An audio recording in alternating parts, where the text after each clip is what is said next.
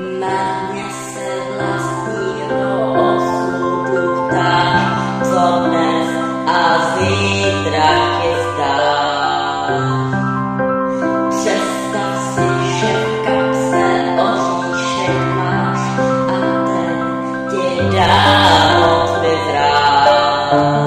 Nádej do cílem zlý, chtějí tvou dráhu skřížit.